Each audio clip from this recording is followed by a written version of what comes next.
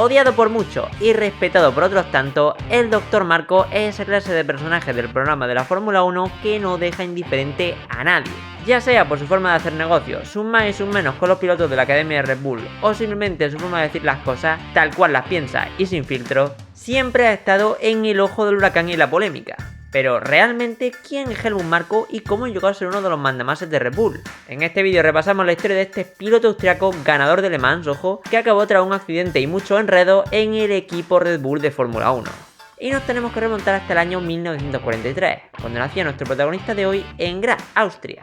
Un joven Helmut Marko crecía con un gran interés por el automovilismo. Y es que no es de extrañar, porque entre sus amigos tenemos a ni más ni menos que Jochen Rindt, quien fue campeón de Fórmula 1 años más tarde, y que precisamente le inició en esto de las carreras. Sin embargo, Marko, ¿quién lo diría viéndolo ahora?, no tenía suficiente confianza en sí mismo como para competir en el automovilismo de alto nivel. Es por ello que en su juventud, en cierto modo, renunció a su sueño y se graduó en Derecho en 1967 por la Universidad de Graz. De ahí su famoso crónico del Dr. Marko. Ahora bien, parecía que cada vez más su vida estaría lejos de los circuitos, aunque precisamente por aquel entonces algo iba a cambiar que le haría retomar su afición por los coches de carrera. Y es que, mientras él pasaba los años en la universidad, su amigo Jochen estaba triunfando en el automovilismo británico. Y claro, como el mismo Marko dijo, si él pudo, ¿por qué yo no?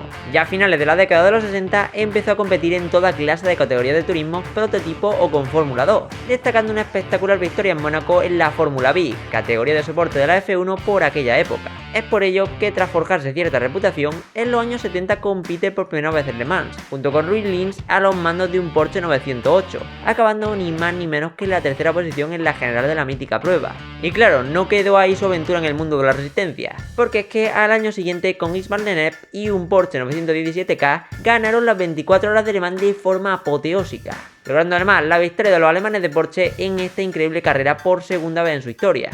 Ahora bien, no todo deben ser buenas noticias. Y es que mientras Helmut triunfaba en los circuitos y se acercaba cada vez más a la Fórmula 1, era precisamente su amigo y precursor Jochen Rindt el que perdía la vida al final de la temporada del 70 tras un fatídico accidente en Monza, siendo este el único campeón del mundo póstumo de la historia de la Fórmula 1. Sin duda un gran golpe para Marko, aunque eso sí, no le alejó del mundo de las carreras. Y es que para aquella temporada del 71 logró hacer su debut en F1 en su GP de casa, junto a BRM, logrando un bastante decente 11º puesto que le convenció a la marca para darle un contrato extendido. De hecho, ya para el año 72 era uno de los principales pilotos del equipo, conduciendo los BRM de última generación. Sin duda, la carrera de Marko estaba en su punto álgido, era una de las promesas del momento. Sin embargo, una vez más, cuando todo parecía que iba viento en popa, Helmut se llevaba un duro revés en su carrera deportiva. Era el fin de semana de carrera en el circuito de Charade, GP de Francia, trazado famoso por estar alrededor de dos volcanes inactivos que llenaban la pista de roca caliza al paso de los monoplazas. Marko rodaba en carrera en la quinta posición con el BRM, iba a lograr uno de sus mejores resultados hasta el momento en la categoría, y de repente todo dio un vuelco. Una roca salió despedida hacia su casco, impactando directamente contra su ojo izquierdo y dejándolo instantáneamente ciego de ese lado. En cuestión de segundos, la prometedora carrera deportiva de Marko había llegado a su fin. Como él mismo admitió, algunos años después estuvo algún tiempo sumido en un tremendo insomnio intentando asimilar que las carreras se habían acabado. Y es que en efecto las secuelas eran irreversibles. Tras este duro golpe, los años posteriores, sin embargo, no fueron precisamente malos para nuestro protagonista de hoy. Este comenzó a ayudar a jóvenes talentos como el propio Gerhard Berger a llegar a la Fórmula 1. Incluso llegó a crear a varios equipos propios en Le Mans, DTM o Fórmula 3, ganando varios campeonatos bajo el nombre de RSM Marko. ¿Y cómo es que acabó en Red Bull? Os estaréis preguntando a estas alturas de la película. Pues bien, sería por aquel entonces que la recién creada marca de bebida energética se interesó en patrocinar a Berger, y así ser visible en la Fórmula 1 y su posicionamiento global.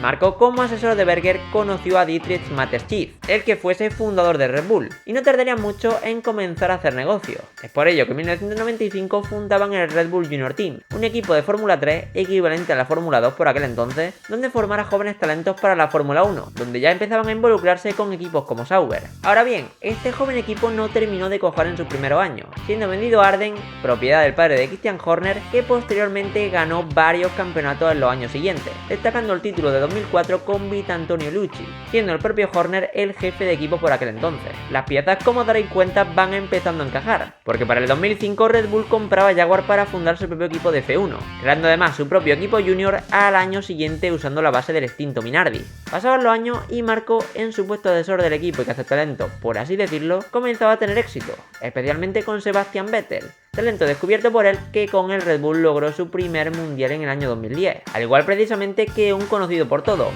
Max Verstappen. Como él mismo dice, cuando lo subieron a aquel Red Bull en el GP de España de 2016, con tan solo 18 añitos, lo llamaron loco, y pese a todo Marco tuvo razón, porque ganó aquella increíble carrera y fíjate tú por dónde que ahora va camino de ser uno de los pilotos míticos del Gran Circo. Sin duda, Marco siempre ha tenido un buen ojo, ¿quién lo diría?, para descubrir talento. Mucha gente de su entorno lo corrobora. Al piloto que cree válido le da todas las facilidades, y cuando siente que ha llegado a su tope y no cumple las expectativas, al siguiente día está fuera. Es sin duda un método bastante extremo, y para muchos incluso cruel. Responsable fue Marco de acabar con las opciones de pilotos como Alguersuari, Kvyat, Buemi, Harley y un largo etcétera.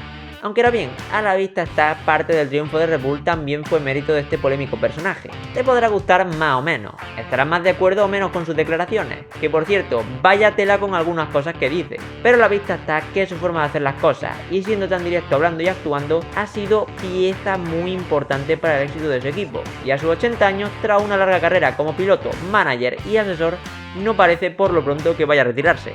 En fin, decidme vosotros mismos qué opináis, si sabíais este pasado de Marco como piloto y ganador de Le Mans, y en general cualquier dato que a lo mejor haya parecido curioso o se me haya pasado. Así que bueno, con todo esto dicho, poco más. Gracias por la visita y hasta la próxima.